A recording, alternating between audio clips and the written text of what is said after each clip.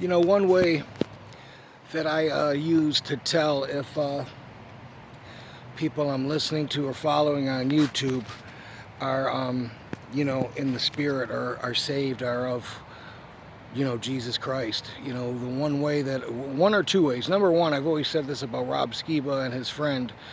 Um, None of them ever broke character and said, hey, I just wanted to throw this out there. The Holy Spirit revealed this to me.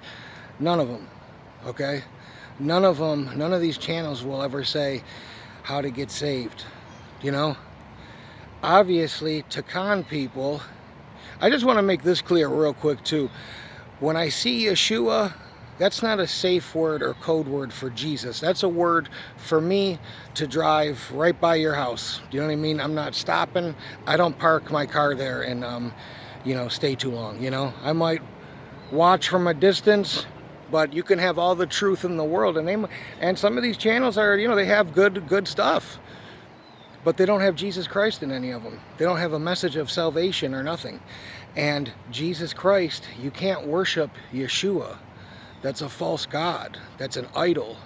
That's the false god that's the false Jesus of the end times. So when I look at people like Shaking My Head Productions and he says, the joy that the truth brings, and people like, whatever, in his description, well, the reason why you would do this isn't because it brings people joy and you're happy that people like your channel and stuff. You're doing it because the Holy Spirit led you to do this. Nowhere in his thing does it say the Holy Spirit led me to quit my job. It doesn't say that. And there's a reason why it doesn't say that, because the Holy Spirit didn't lead him to quit his job. Okay? And don't get me wrong, I'm not saying some of these people,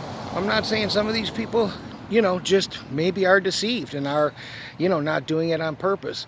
But you have to realize at this point in the game, okay, everybody that's been planted in a place is doing their job, whether it's bodybuilding, movies, music, news, media, social media, entertainment, celebrity, whatever it is. These people are planted, they're characters. I got a guy to break character yesterday, a bodybuilder. He was doing this shit in his videos and red and black and, the mask. And I finally said, dude, no one thinks this is cute. You know what I mean? You're not cute with your Luciferian agenda. And I attacked him with the word because they're used to dealing with, people that are asleep. So when I gave it to him, he had nothing to come out with, because he knew, oh man, this guy knows everything. This guy knows all the secrets. This guy knows what we're really up to. And he was like, you will hail Satan and you will submit. He completely didn't have anything left to say. Feeding my cats here, these little crazy things. But that's what I look for. It's like Joel Osteen, smiley, looks like a Muppet, looks like a nice guy, looks like the type of guy you want to go golf with. Not really, I don't know, it's a bad analogy. I mean, he looks kind of feminine to me, but nonetheless, he doesn't look like a guy that would steer you in the wrong direction. Well, he's a used car salesman. They don't look like, what are you going to do? Put a mean-looking person in front of the thing and think that's, it's an angel of light that you're looking for. It's an angel of light, and it's easy to be. It's like, look at Joe Rogan. He looks like everybody's best friend. He's got tattoos. He probably rides a motorcycle. He's a tough guy, or thinks he's a tough guy, because he's not really. He's into mixed martial arts. He works for the UFC, dude. He's, and he deceives millions. And the devil's deceived them to deceive us. And you got to realize that he hates us on he's so jealous of us that look at what they're doing to the world.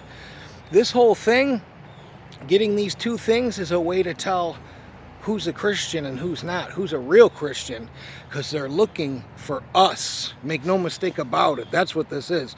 They're looking for us.